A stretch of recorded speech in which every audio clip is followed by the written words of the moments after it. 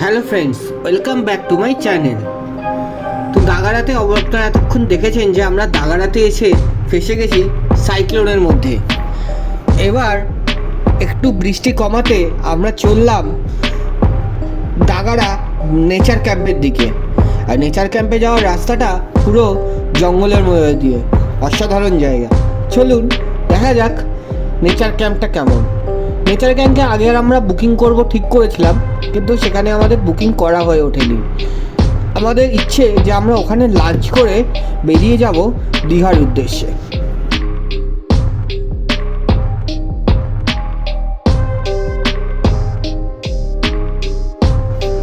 জঙ্গলের মধ্যে দিয়ে যে রাস্তা, সেই রাস্তা পুরোই লাল মাটি আর বালি দিয়ে। সেখানে হলো আমাদের ভালোই অফরোডিং প্র্যাকটিস।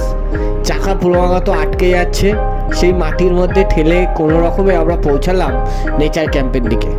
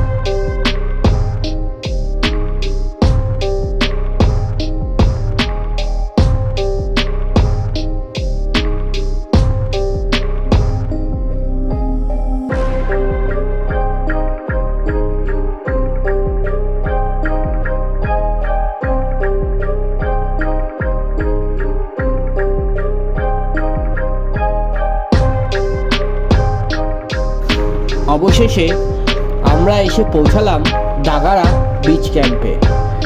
দাগারা বিচ ক্যাম্পের মালিক আমাদের সাথেই এখানে ছিলেন। তার সাথে কথা বলাতে তিনি বললেন প্রায় 1 ঘন্টার মধ্যে আমাদের লাঞ্চ তৈরি করে দিতে পারে। কিন্তু আমরা প্রমাদ গুনলাম, কারণ আমাদের কাছে খবর এসে পৌঁছালো এখানে ওয়েদারটা আরও খারাপ হতে চলেছে। তাই আমরা ওখানে একটু ঘুরে দেখলাম, আর দেখে ওখান থেকে রওনা হওয়ার চেষ্টা করলাম দীঘার উদ্দেশ্যে। আমরা তার কাছ থেকেই নিলাম এশিয়ার বিগেস্ট টেম্পল যাওয়ার রাস্তা। দাগারা বিচ ক্যাম্পের মালিক মুক্তিনাথ পণ্ডিতের আতিথেয়তা সত্যি মুগ্ধ করার মতো। তিনি নিজেও ভালোবাসেন বাইকার্সদের। আমরা যখন বুক করেছিলাম তখনও তিনি বলেছিলেন যে আমাদের বাইকিং টিম আসলে তিনি আমাদের কিছু স্পেশাল ডিসকাউন্ট দেবে। কিন্তু পরবর্তীকালে আমাদের আর বুক করা হয়ে ওঠেনি দাগারা বিচ ক্যাম্প। দেখে নিন দাগারা নেচার ক্যাম্প কীরকম। পরবর্তীকালে হয়তো আমরা একটা প্ল্যান করব যখন শীতকালে আসবো। চাইলে আপনারাও তখন আমাদের সাথে আসতে পারেন এই দাগারা নেচার ক্যাম্পে।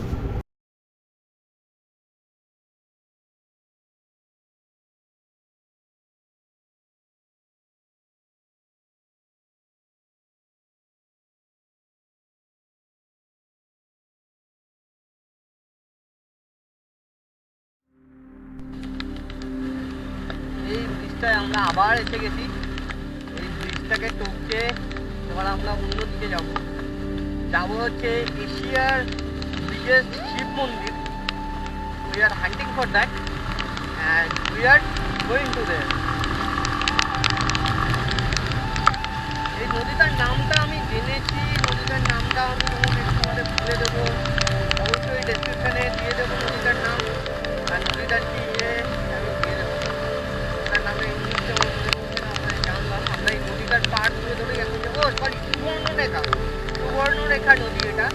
আর আমরা এই নদীটার পার দিয়েই যাব হচ্ছে এশিয়ার বিগেস্ট শিব টেম্পল বা এরকম একটা কিছু আছে। জায়গাটার নামটা দেখতেই পাচ্ছেন জায়গাটার নামটা কি। সাইক্লোনিক ওয়েদারে আমরা এরকমভাবে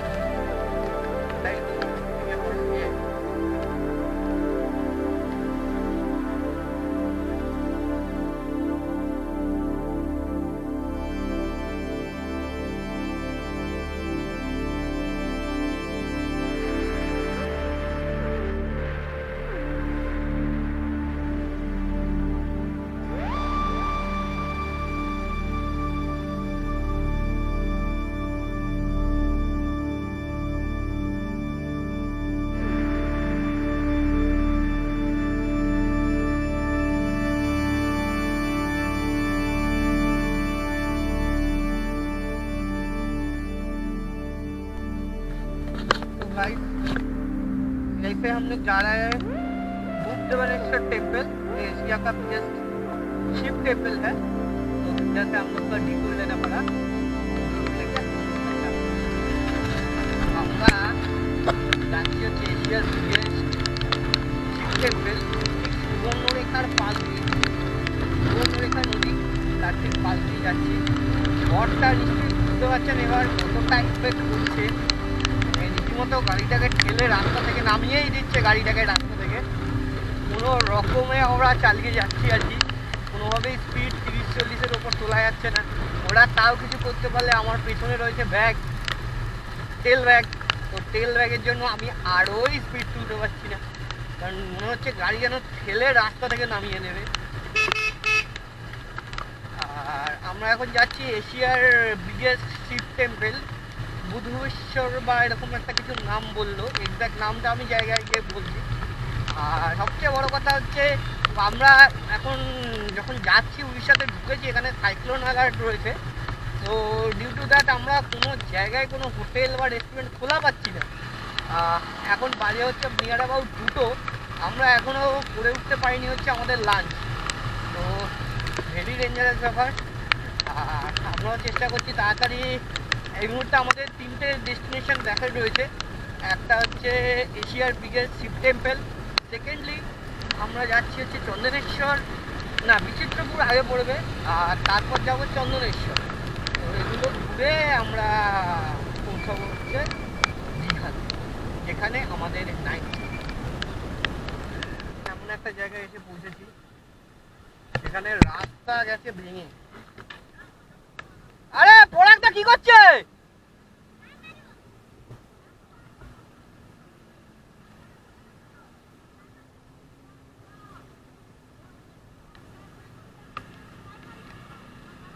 তোমার গাড়িতে চলে যাবে, পড়েছে আর কমে যাবে, যাবে তো চলে যাবে।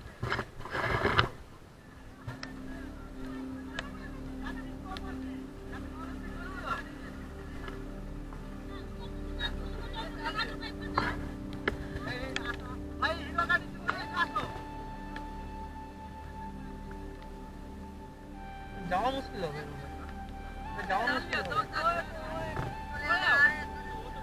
তোমারও বেরিয়ে যাবে, আমার তো একদম যাবে না।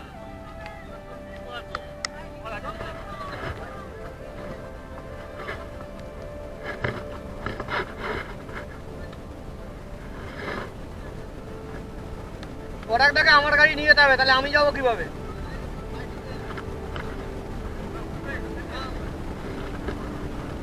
কত করে নেবে?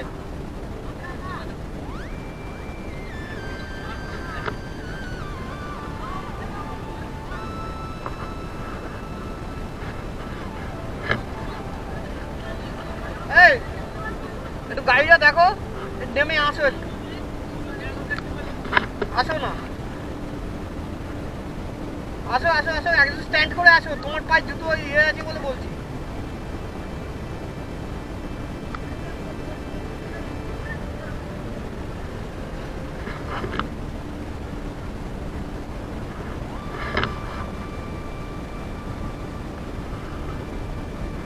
যাওয়া যাবে না, রিস্ক হয়ে যাবে। কেন বলো তো? রিস্ক হয়ে যাবে। আরে আমার গাড়ি যাবে ঠিক আছে, কতটা ইয়ে আছে আমরা তো বুঝতে পারছি না।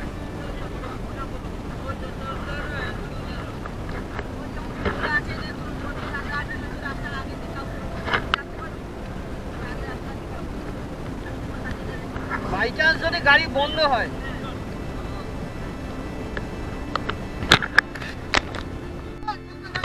গাড়ি সোজা যাবে, গাড়ি সোজা রাখবে।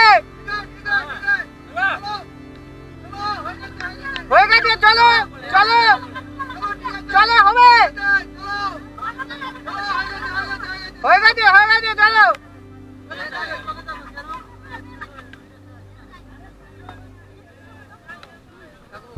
সেকেন্ড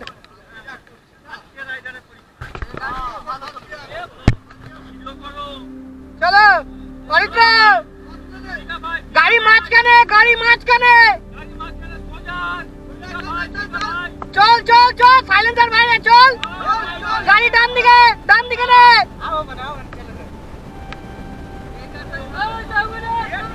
আমি যাবো চালিয়ে, আটকে গেলে তুমি আসো। তাই মারি, যাও।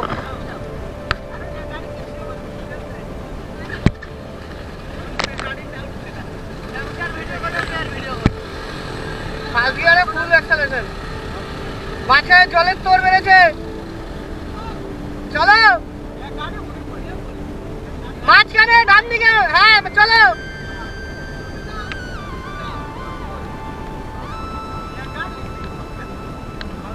এবার আমি যাবো কি করে?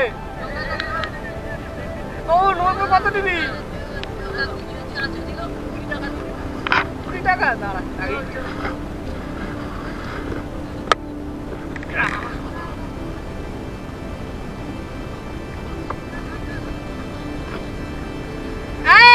গাড়ি এগাও।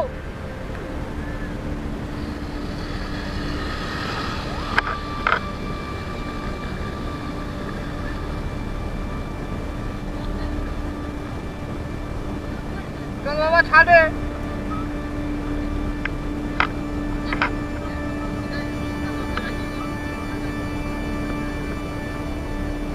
আমার গাড়িও চলে গেছে। বাবা নিয়ে যাও বাবা, বলবো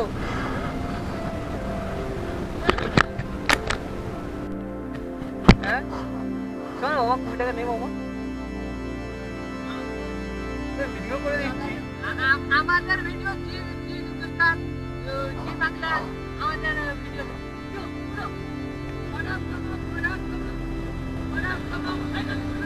তো বাবা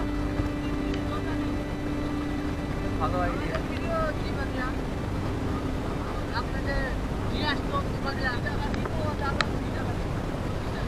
কোন দাদা 20 টাকা? ওই দাদা 20 টাকা, আমার 20 টাকা, তাহলে 40 টাকা। ঠিক আছে, আমাকে ছেড়ে দিস না, কোথায় চলে যাবো?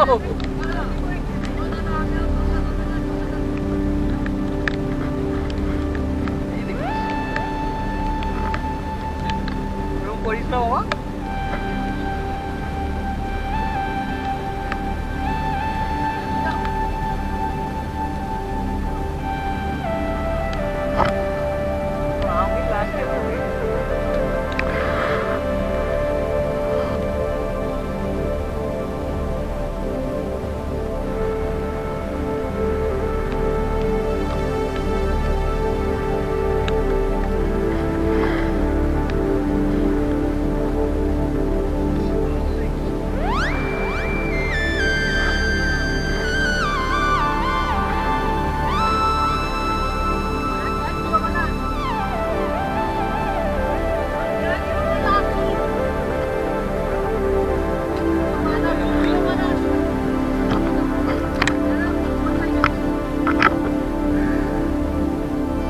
সুবর্ণরেখা নদী। ভাই এটা কোন নদী রে? সুবর্ণরেখা? হ্যাঁ সুবর্ণরেখা। তো এদিকে হচ্ছে সুবর্ণরেখা নদী। অবস্থাটা বুঝতে পারছো যে জলটা পুরো এদিক থেকে ধান ক্ষেতের ভেতর ঢুকে যাচ্ছে। তো এরা আমাদের হেল্প করলো আলটিমেটলি। ভিডিও তো দেখলে, প্রত্যেকটা গাড়ি এসছে, আমি আমার হাত ভাঙার জন্য ট্রাই করতে পারিনি ভাই। এই হচ্ছে অবস্থা। কেমন লাগলো? রিয়েল পরীক্ষা, এক নতুন অভিজ্ঞতা যার তুলনা নেই। জীবন আর পাবো কিনা জানি না, আজ পেয়েছি, করে নিয়েছি। পরাগদা হাঁ শুরু করেছে, আমি ভয় পেয়ে গেছিলাম। পরাগদাটা সূত্রপাত। ওকে, এই যে নাম্বার প্লেটটা আছে তো, নাম্বার প্লেট লক আপ করছে।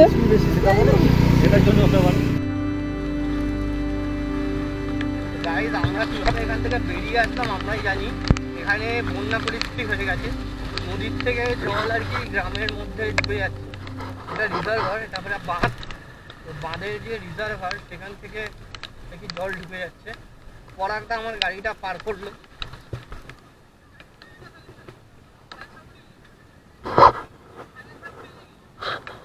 কোথায় যায় উপরে জল?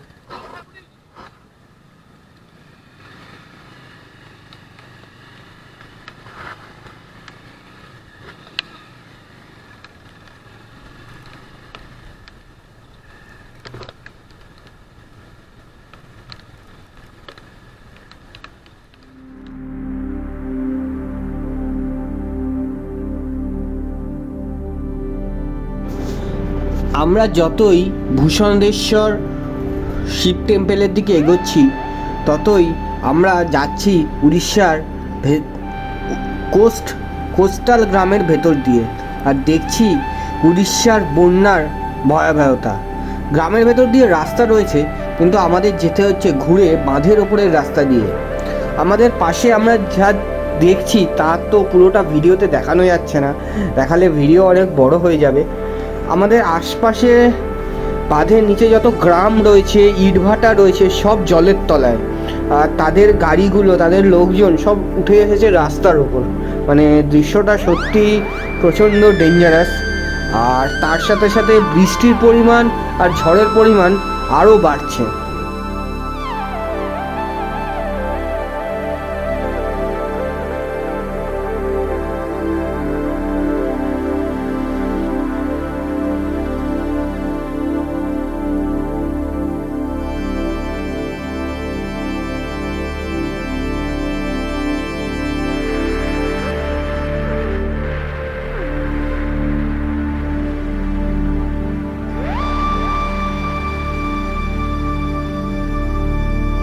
এরপর যেতে যেতে আমরা এমন একটা জায়গায়, এমন একটা রাস্তার ওপর এসে পৌঁছালাম, তার দুদিকে শুধু মাঠের মধ্যে ভর্তি জল, রাস্তার ওপর দিয়ে যাচ্ছে জল।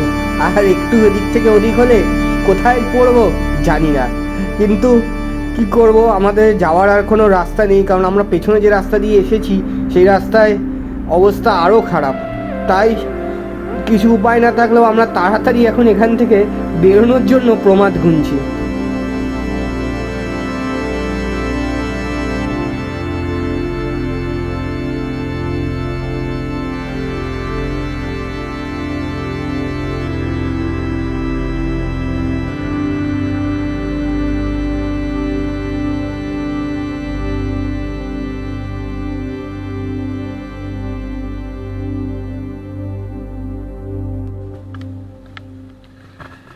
হড় শম্ভু করতে করতে আমরা পৌঁছে গেছি।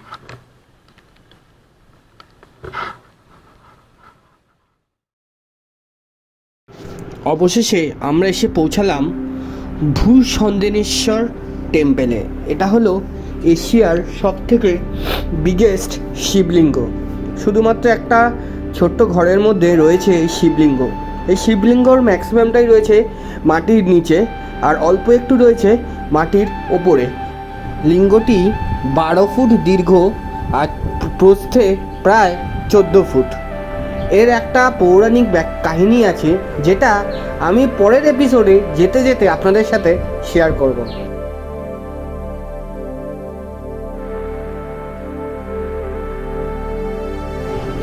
এই হলো সেই ভূসন্দেনেশ্বর টেম্পেল, কিন্তু এখানে ম্যাক্সিমাম 12 ফুটের ম্যাক্সিমামটাই রয়েছে মাটির নিচে শিবলিঙ্গ।